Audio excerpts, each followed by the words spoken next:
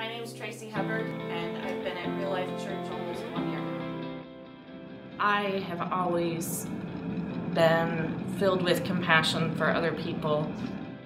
I never realized that I had made myself a slave to the hurts of the world, to the hurts of the people that I love. Everything came to a head about a year ago when I was let go from my job. And all of a sudden, not only did I not have any emotional strength or energy left to take care of people, but now I had no financial resources left to provide for my family. I found myself on the East Coast, homeless and jobless, with my husband. And we came back home and things were crashing all around us. I never wanted my husband to worry about money, so I lied to him about how much money we had and about how well things were going. I was always putting on this happy face so that nobody around me had to know what struggles I was going through. So I wanted to take everybody's burdens away by taking myself away. I thought to myself that if there was a freak accident that happened and I wrecked my car, that life insurance money wouldn't get held up and nobody would have any guilt or feel like it was their fault. I've always believed in God, I've always believed in Christ, and I was so angry.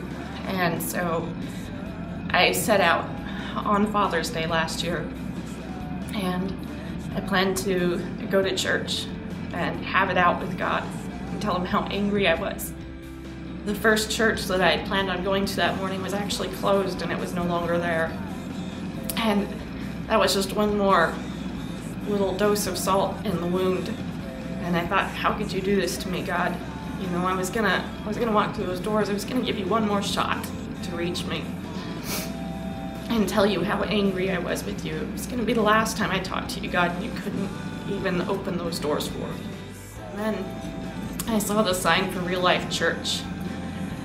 And I pulled up, and my plan was to just sneak quietly through, blend in with the walls, and find a dark corner. As I walked up, there was no way to avoid these two wonderful people at the front door. And they greeted me, and they recognized right away that I'd never been here before. And they asked me how I was doing. And I didn't have any strength left to resist their question, and so I started pouring out about how I didn't have a job and I didn't have a place to live.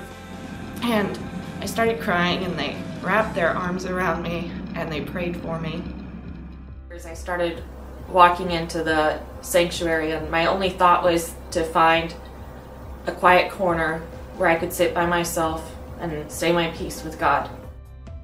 And I walked in there and I sat down, and the worship music started, and all the defenses that I built up inside of me started melting away. There was a father and his son that came up on the stage, and they sang about their own tragedy that they'd experienced. And then Pastor Steve and his sons were on the stage, and they were praying together. And I thought, I can't end it here today, God. So I gave myself one more week. And then that next week I came back and I gave myself another week. And then after a few weeks passed, I had quit coming for a few days, and then I came back again. And as I was leaving that morning, a woman named Carla, who had seen me there before and had prayed with me when she saw me crying, came up to me and put her arm around me and said that she'd missed me and had wondered if I was okay and would I like to stay for lunch. And that was when I knew that there was more and that there was still hope left and that I didn't have to give up.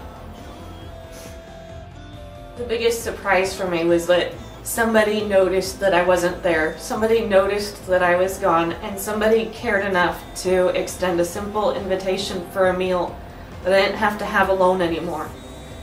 And as time went on, it got a little bit easier to get up each day. And then as it got easier to get up each day, it got easier to smile each day. And it got easier to start enjoying each day. The future's limitless now. I can do anything. My husband and I are relaxed and happy and have a better relationship now than we've ever had before. and I'm able to sit back and enjoy life because I've got hope and I've got people in it again. The same God that I walked into church so angry at that morning is the same God that I wake up each day now excited to talk to. And I wake up each day knowing that I've got hope in Jesus.